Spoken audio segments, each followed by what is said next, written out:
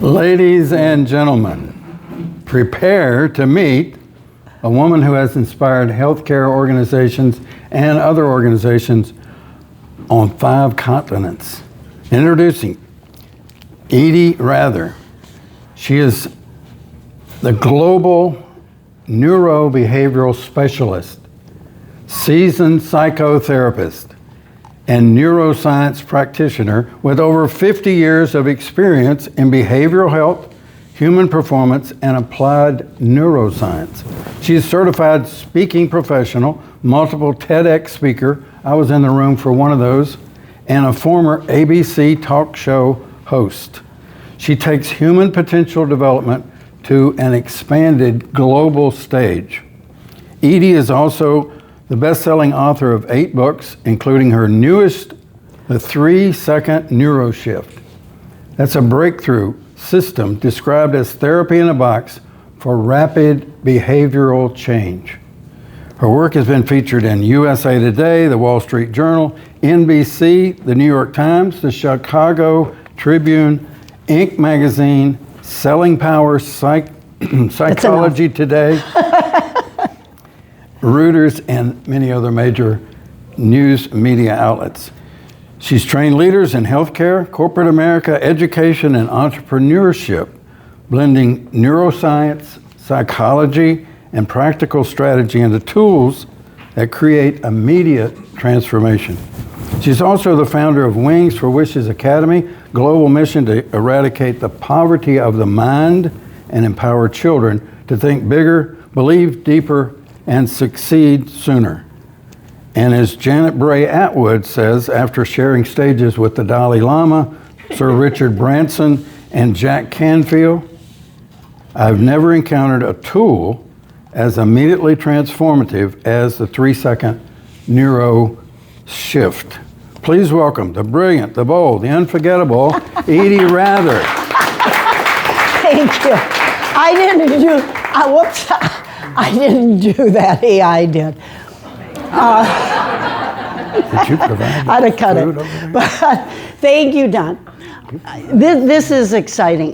Last week alone, on Tuesday, in 24 hours, I spoke for a neurology conference in Singapore, another one in Spain a couple hours after, USA Activity Therapist. It's going gangbusters. And you know, I'm in my 83rd year of life, and I have to stay healthy because I got so dang much to do before I die. And that's kind of the bottom line. But this is the best I've ever done. You know, before we do this, can you move it back? Well, no, this is okay. We'll leave it there. Let me ask you a question. What was your most important moment? Was it when you graduated? Was it when you got married? Maybe divorced? Maybe it was when you had your first child. Your most important moment is the next decision you make. We live our lives one moment, one decision, one moment at a time. And what's exciting, I was just speaking in Tennessee and it didn't have as much relevance.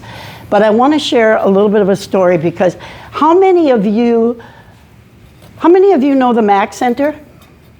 The Charles Mack, you do. You know that you have concerts at this. How many of you know the story behind the Mack family? Not that many. Well, let me tell you, because I honestly was crying. I was at the Alzheimer's event. I'm going to do a sequel on Alzheimer's and dementia. They talked me into it when I was at the breakfast for the Alzheimer's run or whatever last week. But let me tell you, I think of a little boy walking the streets of Mooresville years ago who had a dream.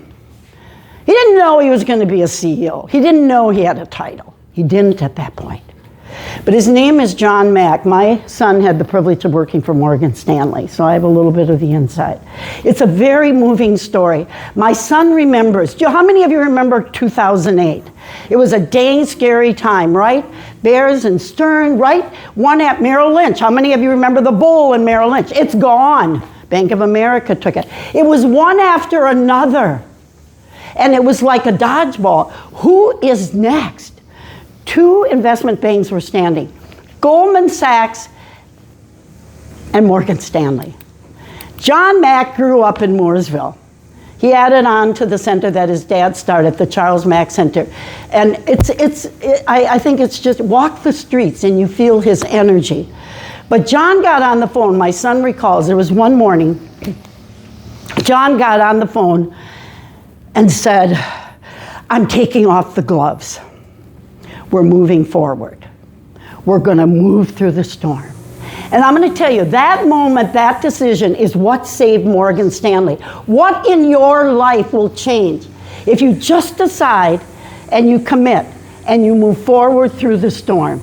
That's what it is. And guess what happened? The next day, in September 2008, he got a handwritten note, personal check from Mitsubishi in Japan for $9 billion. And I think it was just the next day Goldman Sachs got one. You all have heard of Warren Buffett. Now you know the rest of the story. But there's a history, so the next time you go by the Mack Center, I hope you think twice, because, and my first signed copy, the books are coming tomorrow, unfortunately they're a day late. I'm giving the first signed copy to the Mack family. They still live here. So pressure doesn't create character. Pressure actually reveals conditioning. It's who you are under pressure. How many of you have noticed that? Some people fall, they crumble, and other people get stronger. And we will talk more about that as well.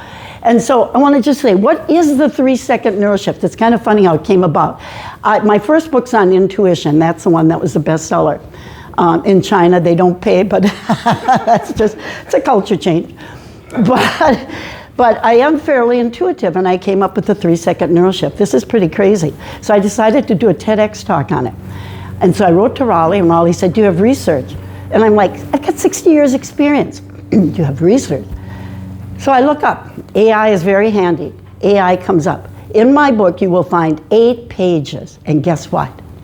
All of the research, UCLA, Stanford, Princeton, Wake Forest, right up the road, all say the same thing. It takes 3 seconds to change your destiny, to change your health, to change if you are stuck. It will change your financial situation. And so that's what this is about. It's about when you change your state, you will change the world. That's what it is. We're going to talk about goals. Goals are not enough. I'll talk about that later. It's a joke. Why do you think Planet Fitness makes so much money? Because they know that you're not going to follow through on your goals after the first few weeks. They'd be in a crisis if goal setting worked. I call it recycled goals. So, let me just first of all get this clear. My doctoral credits are in the psychology of consciousness. Do you know that 95% of what you do and what you think and how you behave is not controlled by you? It's controlled by the subconscious mind. It's almost unbelievable, isn't it? 95%. My mission in life is to make people just more aware, more conscious, more intentional. You know, I guess my question to you is, do you want to be the pilot or do you want to be the passenger in your flight? That's what it comes down to. So when we go and understand that other 95%, it's kind of like taking something out of the closet and bringing it into the sunlight. Now you have a choice. Now you have conscious control, right? I mean, whether it's cigarette smoking, eating too much chocolate, so many times we get stuck doing the stuff that's not part of our goals, and I'll explain that in just a moment. And so, you know, the other problem, my second TEDx talk is AI and digital dopamine making us dumb? And it is.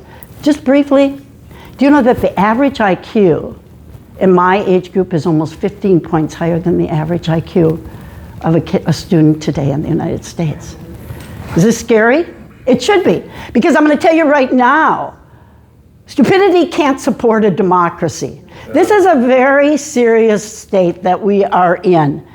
And I'm very concerned. That's why I have my children's program, because I'm wiring kids at the right time with the right message, because I've given up on other sources, to tell you the truth.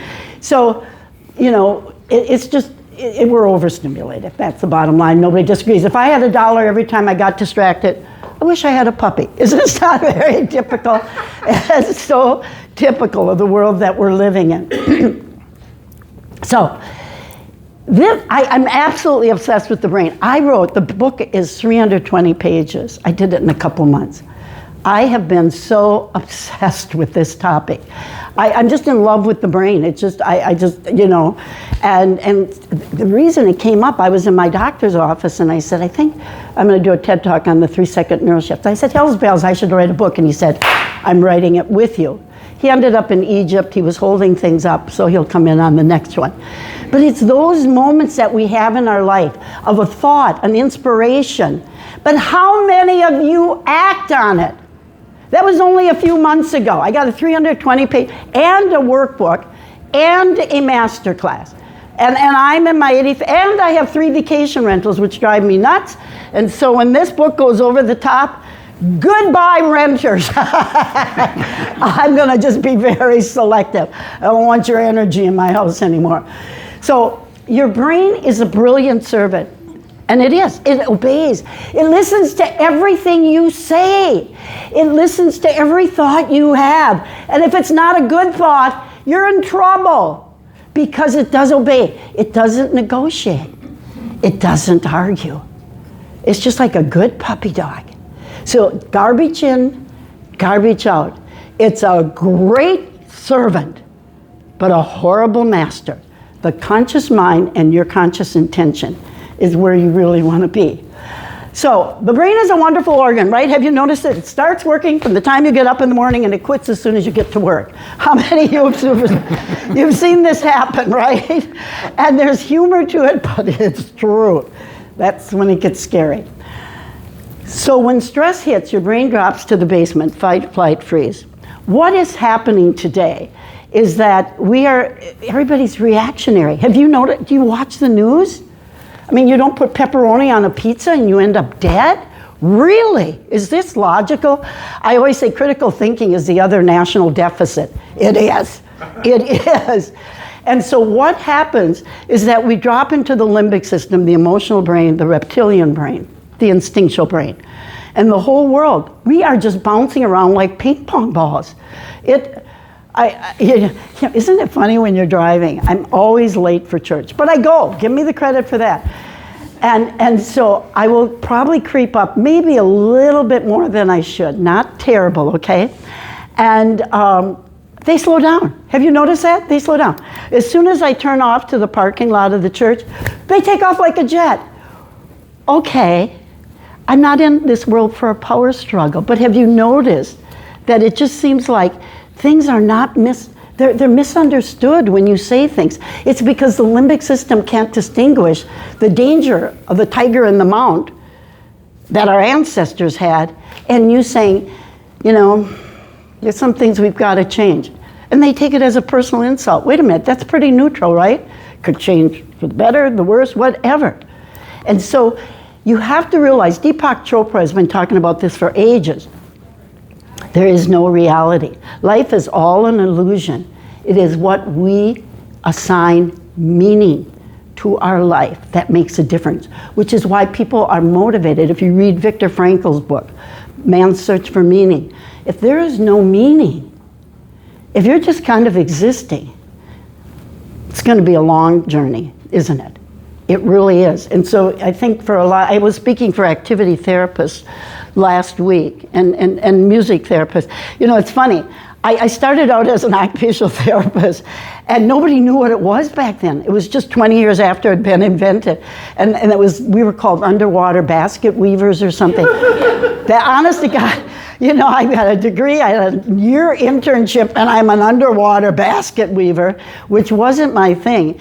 And nobody knew, the doctors didn't know what we were supposed to be, nobody knew what we were supposed to be doing. So I got to do anything I wanted. So I did music therapy, I've always played the piano, I like it, everybody gets happy. And I did rec therapy, I did art therapy, and it worked. And it does work. And I have one slide just for you, honey. Put it in, because I was thinking of you. So here's what's going on. We have this constant struggle. We're wired.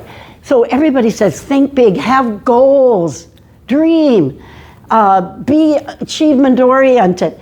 But the survival brain has another system working. And so there's this constant conflict. Survival is about one thing. What is it? Your brain is designed and created to keep you safe, to keep you alive. And back when your ancestors were running around in the forest, yeah, it did keep them alive. So there's always, the amygdala is the alarm system. It's going off all the time. And then we have now, this day and age, panic disorders. Cool it. Cool it down. Get control of the amygdala. It's misunderstanding, but that's what it was designed to do. And we're still wired that way. So some of us are reactive, fear-based, habitual, stress-driven, focused on protection. That doesn't produce creativity. It's not entrepreneurship, is it? It's not creative, it's not expansive, because when you're uptight, all of that closes down. You see, there's a short circuit in the brain. And what's going on when we're working from our limbic system, we have our limbic system, which is the instinctual brain, the emotional brain. But then we have the neocortex, which is the executive center. It's that part of us that we're different from your puppy dogs. It's that part where we're creative, problem solvers. I often give the example of the strike. I'm from Wisconsin, and there was a big strike from Chicago. There needed to be something shipped from Chicago to Indianapolis. This is about 30, 40 years ago. We had to get it there. How do you get it there? The truckers are on strike. They're shooting the tires of every truck that goes by. Creative thinking. What did they do? They put a nun in the truck. Oh no, they took a school bus, put a nun driving the school bus. Who shoots at a school bus with a nun driving it? Especially if you're Catholic. You ain't gonna do it. And they got the supplies there. That's the part that you want to activate. You want to activate it in those people that you supervise. But when you're under stress, all of that gets shut down. And because of the information overload, we don't need more information. We need more wisdom. And that's what this is all about. And so when you're on stimulus overload, the emails, the phones, he's got my phone. When all of that is going off, another ding, another ring, your brain shuts down. And so what has happened? We have created a short circuit where we don't go through the neocortex and make smart decisions anymore. And that has got to change. That's my mission in a nutshell. And it starts with children. I want to say something about change because I go crazy when I hear this. People always say, people don't change. That isn't true. They are lying to you. People change. I've had, oh my God, how many different jobs have I had? I started as an OT, psychotherapist. Yeah, ABC talk show. I do a lot of things, right? I change all the time. I've been married, then divorced, stupid enough to get married again, divorced again. These are all changes, right? People change if there's something in it for them. So if you're in a leadership supervisory role, for heaven's sakes, frame things, so what? You are inviting them in. And change, it doesn't take a lot of time. It takes 3 seconds. It takes 3 seconds. That's proven. But you know what? If you don't believe that it can happen in 3 seconds, you know what? It ain't gonna happen. Because we're gonna be talking more about the power of belief in just a minute. So it all starts with a thought. One thought, you all are aware of that every thought has a frequency and a vibration, right? Yeah, you know that. So, and if we have good thoughts, that's why gratitude works. We'll talk more about that in a minute, is that you're at a higher frequency. So I took 5 minutes this morning, even though I had to get here fast. And I'm always grateful. You know what I'm grateful for? I'm grateful for what I don't already have. Because that's how the universe and God works. And you know what I'm grateful for now? The documentary that's following this book. And guess what? I've already been introduced to a filmmaker in LA. You know why? Because I've been grateful for a documentary before anybody even thought of it, except for me. You got it. And that's how, this is how, it is the spark. Every choice is that thought. And so persistent negative thinking, listen to this, it actually changes the brain structure. Worry is a wish you don't want. Fear is negative goal setting. Does this make sense? Yeah. And so the brain the good thing is it's neuroplasticity.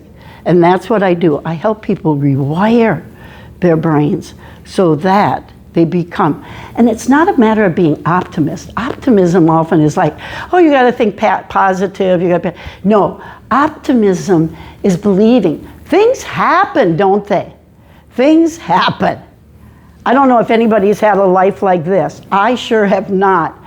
And optimism is the belief that when it does happen, you'll be like John Mack and you'll weather the storm. That is what optimism is. So gratitude, mindfulness, yeah, they all play a part. And so we're all connected. How many of you have noticed that, like if somebody's staring at you, you look at them, or if you're looking, right?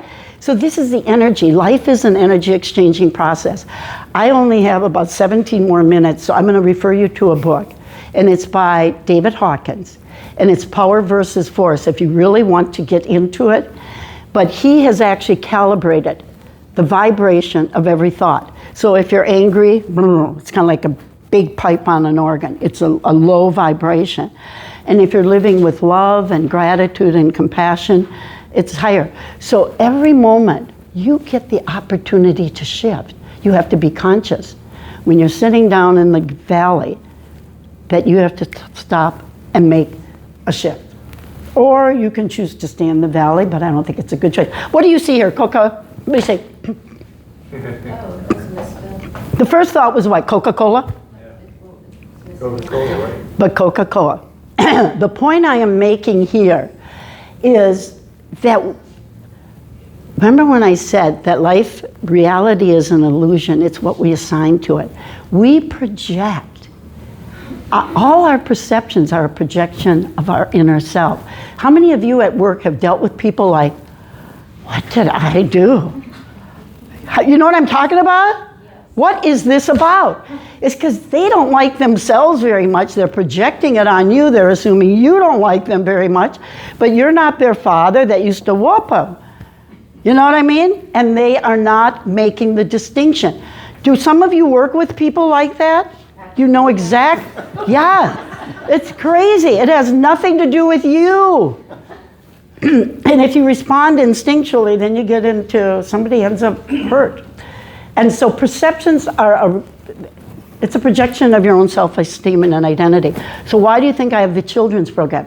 Because if children grow up with that positive identity right from the start, it's my way of changing the way the world thinks, one child at a time, because somebody's got to do it. So I was talking to my friend who had adopted 2 children when they were 9, and there were challenges. But I want to tell you, it goes 2 ways. I wrote a book, Winning, How Winners Think What Champions Do. Many of the people grew up on the other side of the block, and they did well. So a lot of times, if you had a traumatic childhood, it actually can make you stronger. How many of you know people that grew up and, by golly, they climbed the mountain because it gave them more inner strength? So then I ask AI, why do some children at an early age, suffer and become traumatized, and why do others get stronger? It's all how they perceive it. But they're just children. So where does the perception come from? I have 2 primary mentors. One is Jean Houston. She just died about a month ago. And Mark Victor Hansen said she was the most brilliant person on earth. I have been very blessed to work with some of the best that have ever walked the earth. The other is J.L. Moreno, the father of psychodrama. And I still remember him. He argued with Sigmund Freud. That's how old I am. My mentor used to fight with Freud, and you know what side of the fence I was. He looked at Freud and he said, you analyze people's dreams.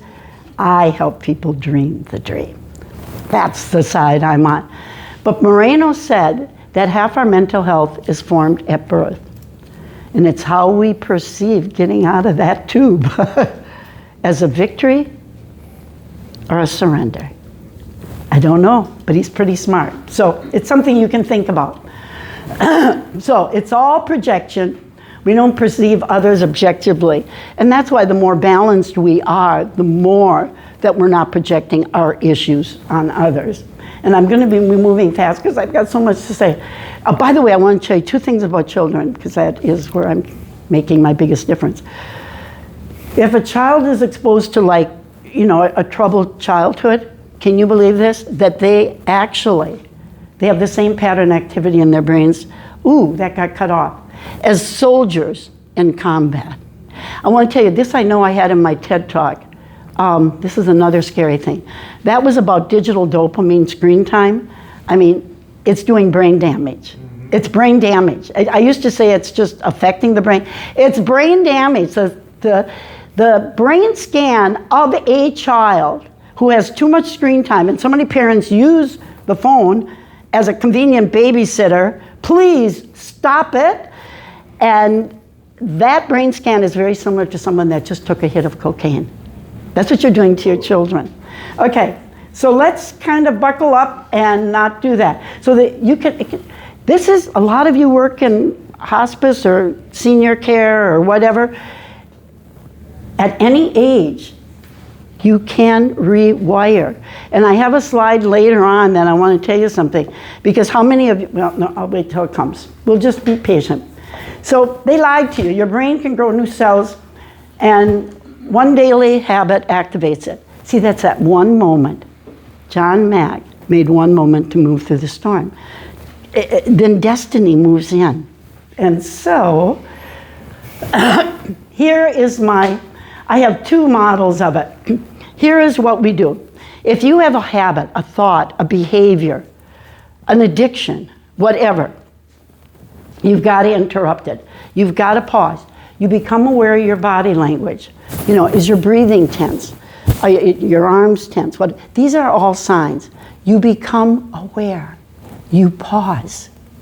And then you go to step 2, you pivot. And in that moment, you change the direction. John Mack changed the direction of Morgan Stanley. It wouldn't have been here today. But he pivoted and said, I'm taking off the gloves. We're going to move through the storm. That moment, 3 seconds, changed the destiny of one of the best financial institutions, investment institutions ever. And it's still strong, still standing. So you change the direction, and then you reset. This is where you rewire. This is where you make a conscious choice of maybe moving from the pity pot and the victim syndrome to gratitude. And remember what I said, gratitude, as if it has already happened. And when we talk about that, don't let me forget, I want to talk about gratitude. And when you're doing your visioning, you have to see things as though they have already happened. You see, if you see, that's the problem with goal setting, it's always in the future. You have to see it as already happened. Then you have to repeat it. When I see people, I have them bring in their phone, I record this session, and I ask them to play it daily. It's about 66 days that rewiring generally can take place. So I always say pay 10, 20 minutes a day for 100 days to be saved. You repeat it, you rebuild new pathways. You see what happens? So we have these neural pathways. So let's say you're smoking or you're eating stuff that you shouldn't, whatever. We'll just take the simple stuff. Anxious. You have a neural pathway. And when you create a new neural pathway, it's like a path in the woods. You have to keep repeating it, otherwise you're going to go back. I know people that have quit smoking for 40 years, and somebody dies or there's a stressful moment, they go down into their emotional limbic system, and old habits are like dormant gremlins. They're just waiting for that opportunity, and they reappear. How many of you know people like that? They will go back drinking, they will go back, and they did well for so many years. And so that's why the repetition, so that new neural pathway is so secure. So this is what we do. We have to have signals. So I tell people that I work with, you're going to drink water, whatever, okay? See it as liquid calm, liquid confidence. Whatever desired emotional state you want, you associate it with a physical act, because the brain gets it. The brain is like a pull toy to the mind. It's like a simple child. It's too abstract to just say, oh, be confident. What the heck does that mean? But if you say, I feel it moving through me. I am now calm. So if you're somebody that hates speaking in front of a group, before you go, take the water, better than coffee. Or you can take 3D press, or another 3D press. Or you can snap your fingers. Sometimes I have people just have a rubber band and they snap it to stop a negative thought. But it's always good to have that trigger moving right along. Here's the other one. I saw you take a picture. You may want to take a picture of this one too. This one I'm almost using as my logo. For some reason, I just think it's kind of pretty. But it kind of says the same thing. But what we do here is create a new identity. And I want to make sure I get that in. So here's the core of it all. You will not change until you change your beliefs in your identity. Why do you think? It was just on the news. Was it an NBA, NFL player betting? He's making millions and millions of dollars. Why would you sabotage your life? Did you see it in the news? What's his name? He's betting and he's losing his whole career. Is that pretty stupid or what? Why is he doing it? He didn't change his identity. It's in my book, and I don't know the exact stats right now. But there's a high percentage, 60, 70, 80% of NBA and NFL players lose all their money. They make $100 million. I would have to work hard at losing it. I could give it away. Why do you think they lose it? Because they never shifted. They grew up on the other side of the tracks. They made it big. They knew how to throw the ball. They made millions, and they lost it all because their identity never shifted. If you still identify yourself as I'm a smoker, you will not stop smoking. It's that simple. I had a friend, one day he said, I quit smoking, I quit drinking. I said, how'd you do it? This was like 50 years ago. Been dead and gone a long time. And he said, one day I just said, I threw the cigarettes in the garbage can and I said, I'm free. I no longer smoke. Okay? And he said, I no longer drink. So you see, it was that second in time that he made a shift and the world changed. Don't wait for circumstances to change. That's where we're so stupid. Well, I don't want to say stupid. That's where we need help. And, and because you got to watch your language. See, you got to realize, remember when I said the brain listens to every thought you have? Listens to your language too. So if I say, I got to do this. You know, you're trying to motivate yourself, and instead you say, I choose to be healthy. I choose to take my Juice Plus. I choose. If you say you got to, that's obligation. And the brain is like, nah, that's not fun. But if I choose, Moreno said, I choose, therefore I am free. The greatest victory in our being is that we choose our thoughts. And see, this is where we have to get out of the victim syndrome. I will tell you, I'm a little bit concerned about how the world has changed since I grew up in the 50s. I'm going to go back. In many ways, it was a better time. And I'll tell you why. Because we are programming people to dependence. And dependence is on the same continuum as depression. We are rewarding them for doing nothing. And that is how they're getting their dopamine. That is all they know. In Wisconsin and Milwaukee, there are 5 generations that have been on welfare. Welfare should be a boost. Learn some skills. Go. That's how it used to be. But now it's a way of life. It is all they know. It's the only way that they get rewarded. And so when we get people into a victim syndrome, guess what happens? That's their identity. And they will never rise above. So, nothing manifests until our beliefs go with our desires. So I don't care what your goals are. If you don't change your beliefs and you don't change your identity, you're wasting your time. You really are. Go play pool or something. So people don't perform at the level of the goal. They never do. They perform at the level of their identity. So how did I start the talk? It's all about a state. Neuroscience reveals, if you don't believe something is possible, your brain filters it out. It doesn't even see opportunity. I'll tell you, let me tell you a little story. I did very well in Wisconsin. I was a single parent, but I was speaking 100 times a year, paid well, good psychotherapist, private practice, made millions. Came to North Carolina, love it. But I paid a price to be here. Go down to the beach. I didn't know the guy was a convicted felon. He had just been released from jail. He saw me coming. Ooh, you know what I mean? Have you noticed that? They just find their victims, don't they? And I went in to sell 2 oceanfront lots because I was paying thousands every month, and it was something I really didn't want to do it anymore. Because I had decided with Fran, I didn't want to live by the ocean. So I went in to sell 2 lots. I walked out buying 35 more. You see, I grew up in rural Wisconsin in the 50s where people could trust. My brain, how many of you identify with that, is so wired to trust. Am I better? Yes. Did I still get taken? I still am. Pay them up front. They don't show up. You know, it's like, and I really do. It's crazy. But I lost, I don't know, it's 4 to 5 million, a lot. And I had $250,000 debt. I know that only because when my mother died, I was left that, and all I got was a $3,000 jet ski out of it. So I know that I had a pretty big debt, and I'm doing fine. But I live on Lake Norman. I have one of the best spots on the lake. And I wasn't going to let the crooks win. I'm too bohemian for that. I ain't going to let that happen. And every day I would walk the causeway. I would do tapping. I would do my version. It's a combination of visualization and prayer. For 15 months, I lived with no running water, no flushing toilets. Ooh, but I had a pail from the Dollar Tree, and I monogrammed it to make me feel special. And then I would deposit in those porta potties. There's always a building going on somewhere. I lived that way for 50. I would show up looking like $1 million, and I'd go home to no home.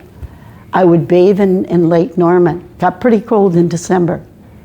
But you know what? It's how you look at it. It was an inconvenience. I never felt sorry for myself. And you know, my mother always said, grow where you're planted. So you know what I did? I had my computer. I had my creativity. I wrote 7 books. Got to do something, huh? You don't need to have a house to, there's always a place you can go to, a coffee shop, and plug it in, right? My mother also said one other thing. Look at the bright side. Look at the bright side.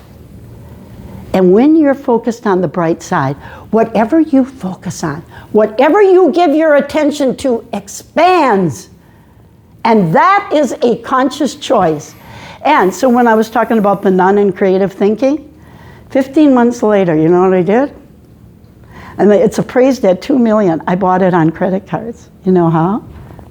Because I don't filter out opportunity. I opened, Tori's friend had a perfect credit score. We made him the CFO of my LLC. And within 24 hours, we got about a dozen different business credit cards.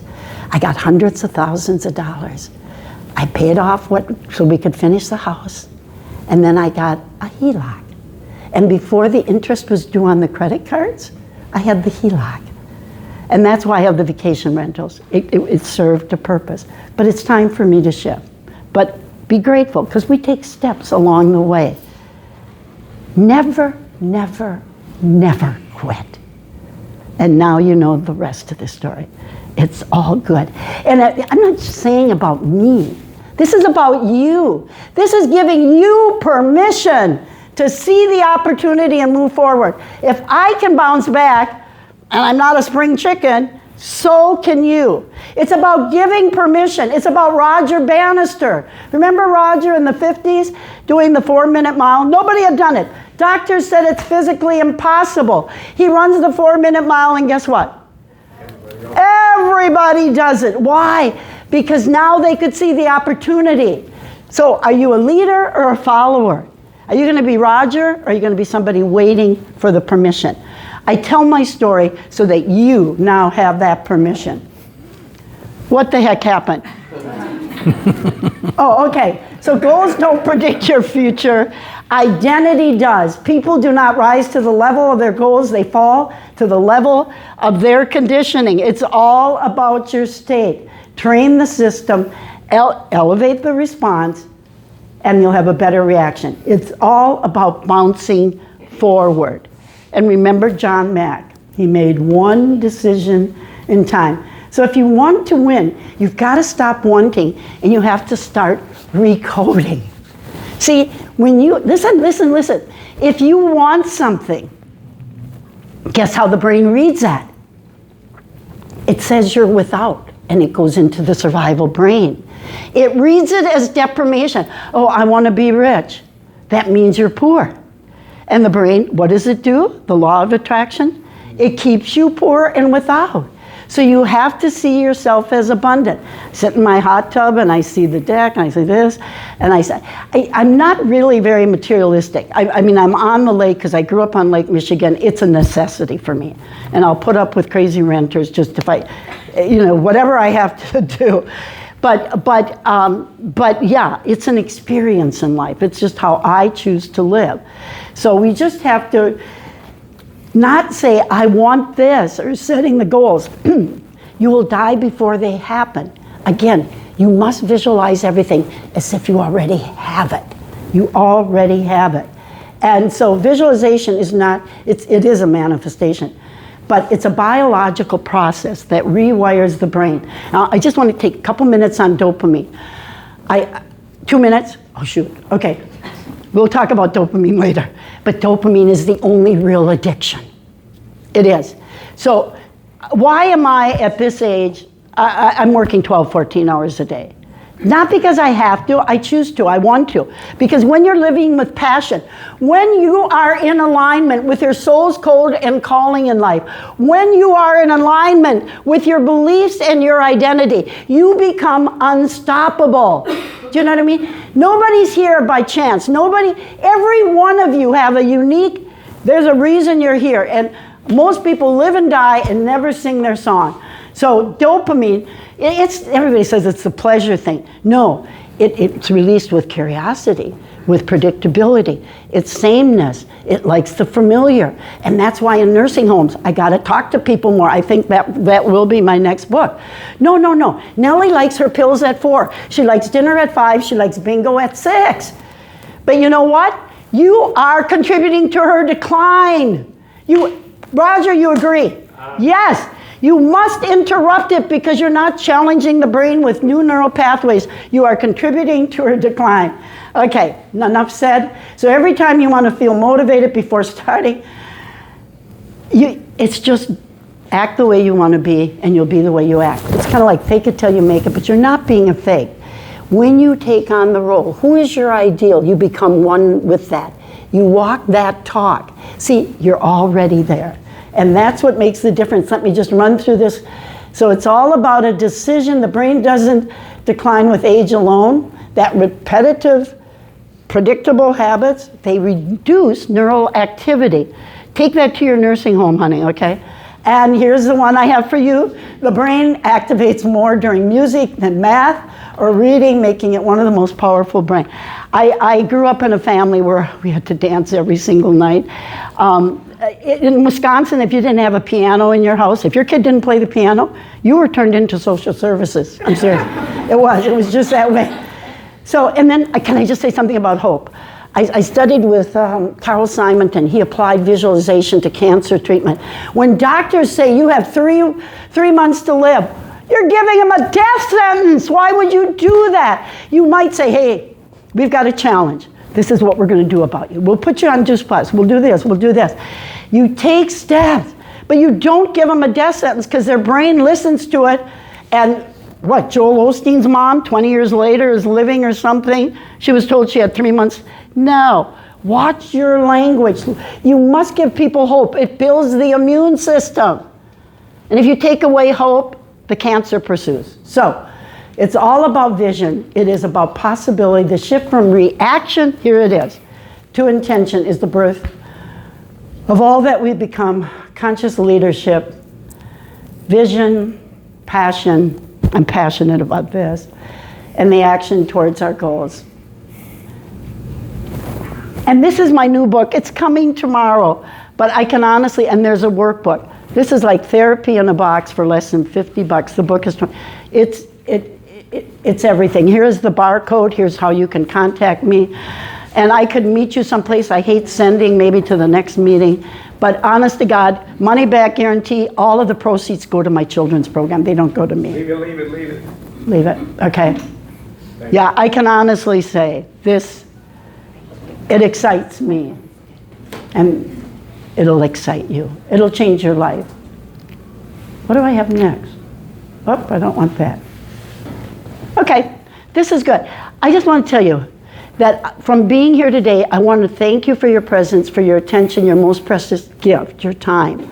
And remember that you are only 3 seconds away from changing and creating a brighter future. That's a promise. Thank you. Thank you, thank you, thank you.